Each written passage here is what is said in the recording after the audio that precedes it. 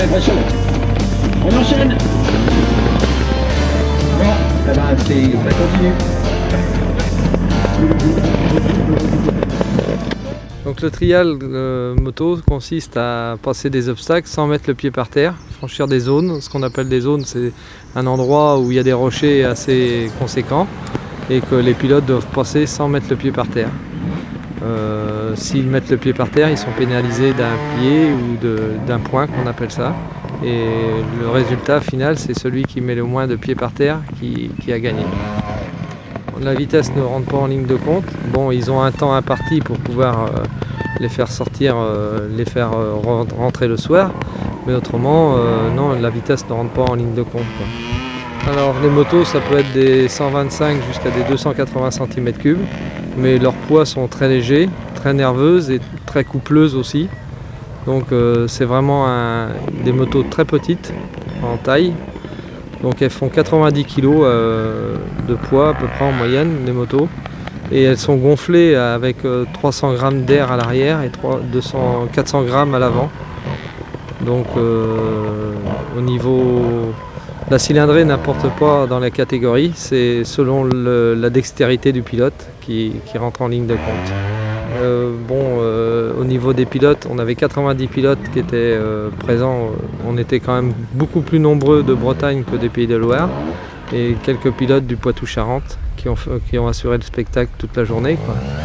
La pluie a rendu le circuit même dans certaines zones que j'étais obligé de modifier le matin. Mais autrement, dans l'ensemble, toutes les zones sont restées telles que j'avais décidé. Et elles sont rendues beaucoup plus difficiles. Mais les pilotes, pour eux, ça leur pose aucun problème. Ils vont quand même les franchir sans reculer devant. Donc ça comptait pour le championnat des Pays de Loire, donc les 5 départements des Pays de Loire, les championnats de Bretagne et le championnat du Poitou-Charentes. Donc tout l'ouest de la France est représenté au niveau des pilotes, quoi.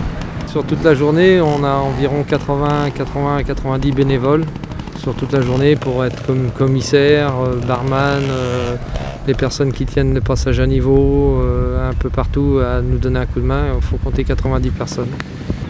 Mais on se fait plaisir à rouler en trial parce que on est content de gravir. Au début, on gravit des petits rochers qui font 50 cm de haut. Et puis au fil des années, on s'aperçoit qu'on est rendu à passer des 1 m, 1 m 50 sans trop se forcer, quoi. Et on se fatigue moins que de passer un petit rocher de 50 cm, quoi. C'est vrai que les obstacles sont quand même très impressionnants. N'est-ce pas dangereux? Non, il y a rarement d'accidents. Sur une compétition comme dimanche, normalement, il n'y a pas d'accident à avoir, quoi. Les pilotes s'attendent à retomber à un moment ou à un autre. Et quand on voit qu'on n'est pas trop sûr d'y arriver en haut, on demande à un autre pilote de nous assurer et de retenir la moto. Ce qui fait que ça nous oblige à avoir une certaine solidarité entre pilotes, quoi. Donc entre chaque pilote, il y a une histoire de concurrence, mais il y a aussi une histoire d'entraide.